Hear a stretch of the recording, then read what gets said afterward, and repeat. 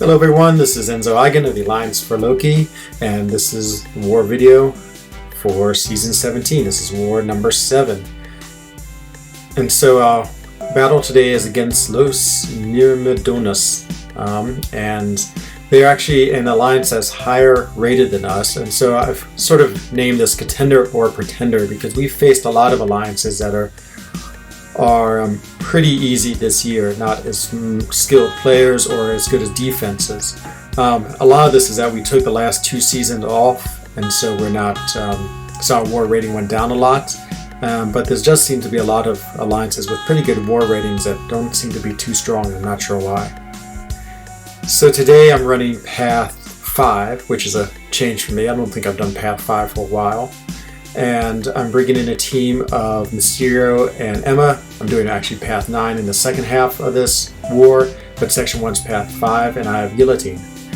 So my first fight is against Kingpin. This is only a rank 1 Kingpin. It really actually reminded me of the days I used to run Path 7 in the old map. And I used to always fight Kingpin. I can't remember what the node was. I think it was a regeneration node of some type, or it was whatever that first sort of like sub-mini boss was. So I feel like I fought Kingpins all the time. It's usually with Stark Spider-Man though, and now it's going to be with Guillotine. So my whole purpose of this battle is to try to kill him with the SP3. The node is 60% power gain until he gets up to SP2, and then it drops off. It's like minus 60%, and he has SP2 preferred. So I'm just going to try to go slow and steady in this fight. You know, he's going to get his SP1 pretty quick, but that's fine, and I'm going to bait that out. And then ultimately I want to kill him with the SP3 because that gives me 100 extra combos in my next fight, which allows me to make use of her pre-fight abilities and have a lot of extra bonuses with those. So the fight's going fine. You know, I'm just trying to hit him pretty quickly. 5-hit combo. I'm already up into the level 1 power.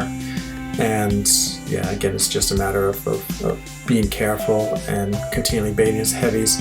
It's actually so nice having the advanced power gain because it gets him to his SP1 real quick. And of course, he's hard to counter because he will shrug off your parries sometimes. So it's actually much easier if you get to just bait out the SP1s. And so I do a little bit of intercepting there just to continue getting his power. I'm a little bit worried about getting pushed back too far against my wall. So that's the only thing I'm trying to be careful of is not letting myself lose too much ground because of course the fights are always much more complicated with your back to the wall. And so here I'm feeling a little bit nervous because I'm going back. I also want to walk the delicate balance of making sure he's low enough that when my SP3 will kill him, but then also not killing him. So yeah, it's always a little bit of a dance when you're trying to do something specific like this. So based on SP1, I determined I'm probably close enough for the SP3, but I decided to go ahead and like hit him one more time, get him definitely low enough, and so he's in single digits percentage-wise with health. I launched my SP3, and that does it very easily. And so this first victory was pretty straightforward and sort of set the stage for this war. Actually, they did very well. So at the beginning, we were pretty close with deaths, and then only toward the end was there a big difference. But this first fight, I mean, a rank 1, I mean, you'd think almost at this point in war, you'd only place rank 5 champions now, or rank 2, at least 6 stars. So now I go off to Section 2. Section 2 is sort of, first fight is normal. It's a Korg. I fought him here before. I'm going to go in with Emma Frost. She has class advantage, and she's pretty good because you have to take a lot of block damage. So she's pretty tanky with her diamond form.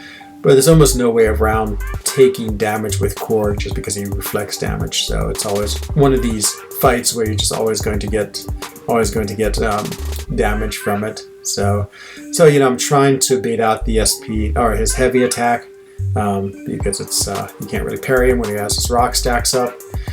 I probably should have played this a little better. I wasn't too careful about when he had his rock stacks up or not. Like here, I probably could have parried him and not taken so many hits. You know, it's sort of close at this point. At this point, I mean, it's like 87% to 92%. It's not like I'm out damaging too much. Here I threw my SP2, huge mistake. I had to wait till his rock stacks were off. You know, it's actually been a while since I've been fighting a Korg, because I sort of forgot all the little details of fighting against me. And you always sort of want to wait until his rock stacks are off before you try anything like specials and things like that. I mean, because if not, you don't do nearly as much damage.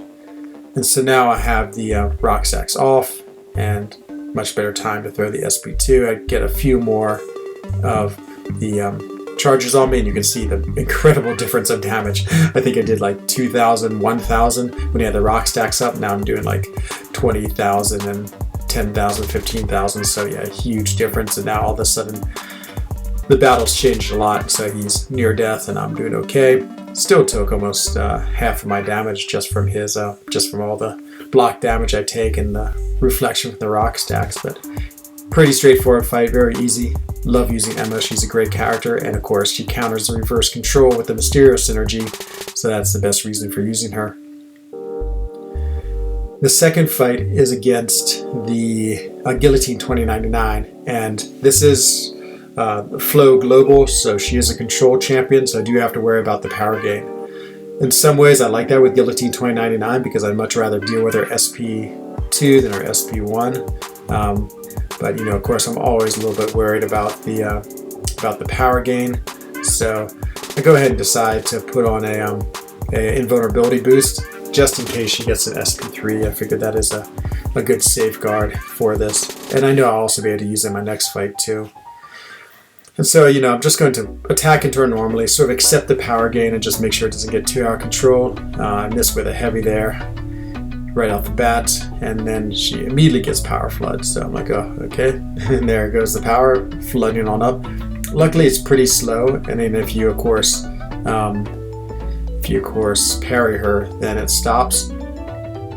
I am hitting combos into her. I want to be a little careful because of the Digicloak there, it activates, and luckily I could get my block up in time, but she's a tricky fight because of that Digicloak, and so, you know, it has a cooldown timer, but it seems to go pretty quick, and then it's active again, and so usually you probably best throw in a lot of heavies, but I guess I was a little bit impatient. So I do get hit by the tail end of that SP1, Indestructible Boost works, and yeah, it's nice heavy there, and luckily she throws her SP2, which is much easier, I feel like, than the SP1, you just have to outrange it. And once again, I turn off the power flood.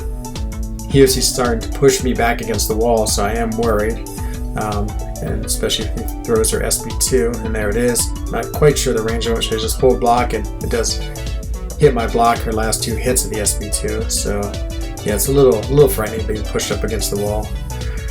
So once again, power flood, it's going away, and I throw my SP2 hoping it drains her power, and I think it does, but I couldn't really tell. It was weird because of the Digicloak's interaction with the SP2, and she blocked it. She went into her Digicloak form, so that's a bit of a disaster. But you know, now I'm just going after the fight and, you know, trying to manage as best I can. So it's going to be a long fight. I'm a little bit worried. You know, we're pretty close at this point. I mean, yeah, hells are not much difference. She gets the Digicloak again.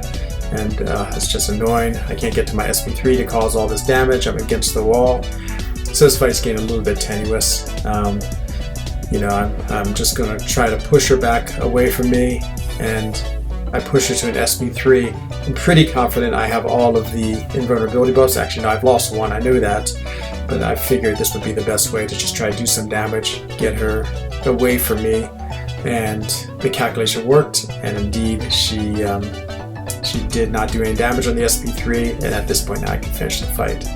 But of course, one last time for good measure, she puts on the Digishield, and really annoying fight. So between the Digishield, the power gain, and everything else you're dealing with already, it makes it a pretty complex fight. So I won it. I would not say that was a very safe fight. I would have I don't know, like to play that a little differently if I did it again.